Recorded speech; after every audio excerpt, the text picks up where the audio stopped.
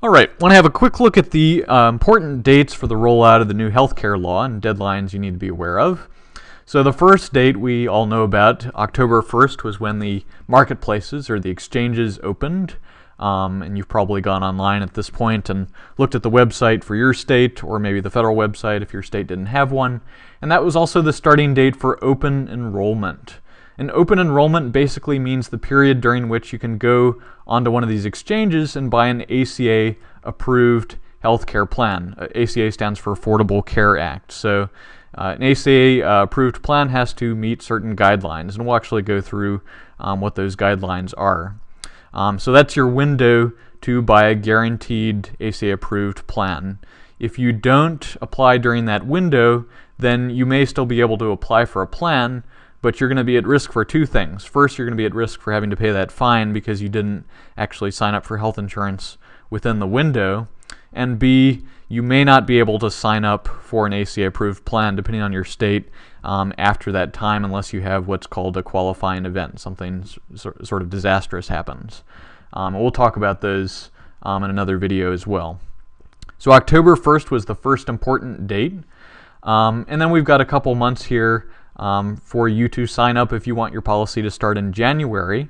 And then the deadline, if you want your policy to start in January, is going to be December 15th. So that's the next one to mark on your calendar. If you want your policy to start by January 1st, you need to have signed up on one of the exchanges. And if you've already got a policy, which you've checked with your insurance company or your employer or whatever, and you know that that policy is ACA compliant, then you don't need to do anything. But if you need an ACA compliant policy, or if you need a new policy, then you need to do that by December 15th if you want your policy to start on January 1st. Now, a common question people have is, if I don't sign up by this December 15th deadline, if my policy doesn't start on January 1st, then am I going to have to pay the fine? And I don't have a solid answer to that question. I think that this is probably the safe thing to do. There is an exemption if you're covered for more than 9 months of 2014 for having to pay the fine. So you may be able to go online and apply for an exemption if your coverage starts after January 1st. So let's say that you missed the December 15th deadline, but you got your plan, you got signed up for a plan on December 25th. You'd probably be okay. You might have to apply for that exemption though, so you might have some extra work to do. Similarly, if you applied in January or February of next year. So the safest thing, I think, is to just regard that December 15th deadline as serious and get signed up through the exchanges for your plan to start on January 1st. If you don't sign up by December 15th, then you just also have to be aware that your plan, the fine is not huge for 2014. It's $95 or 1% of your income. Arguably about a quarter of people who are uninsured currently say that they're going to pay that fine. So, a lot of people don't take it that seriously. But, the more important consideration is you're not going to be covered during that window before your plan takes effect. So that's probably the more serious consideration. So you should probably get that going as soon as possible.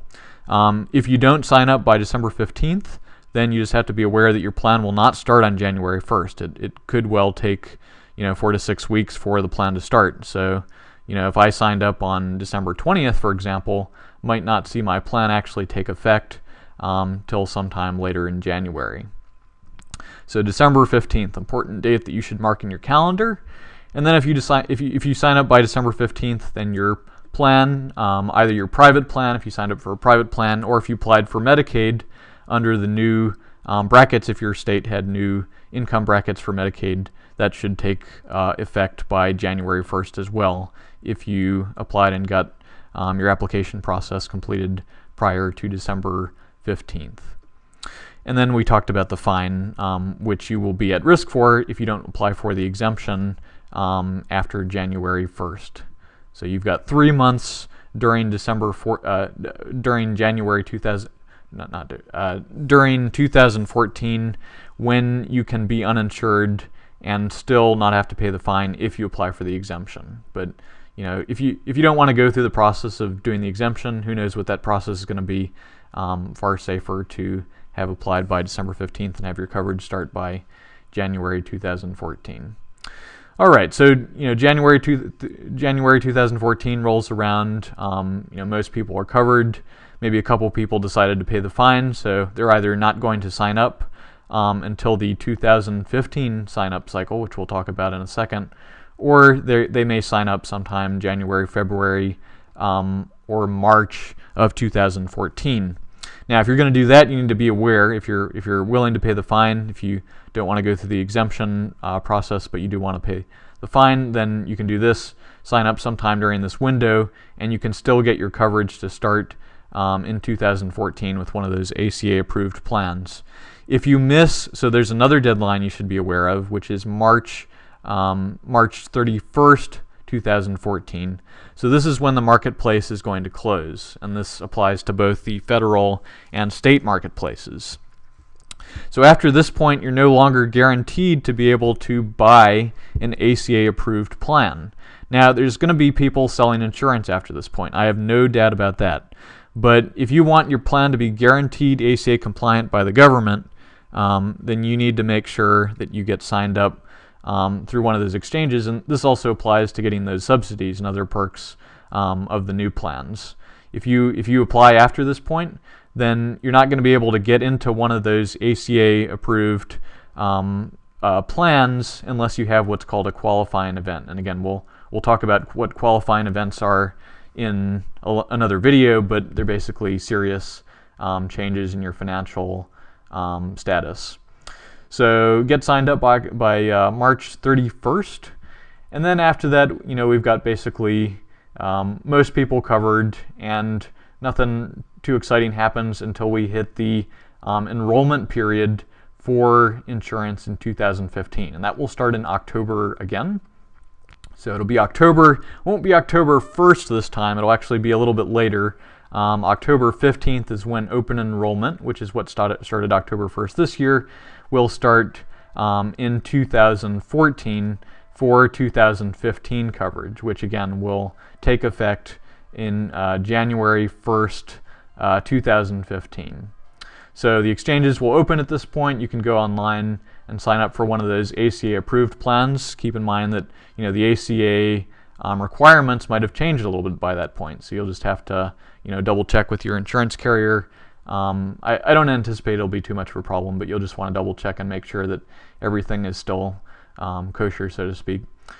So this time you'll only have 3 months, actually a little less than 3 months, to sign up through those exchanges for one of those approved plans. Open enrollment actually ends in December 2015, December 7th, 2015, rather than giving you until March of the following year to do that. So basically, they figure that at this point, people had 6 months the first time, but now they only should need about 3 months. They should be a little bit more on the ball at that point.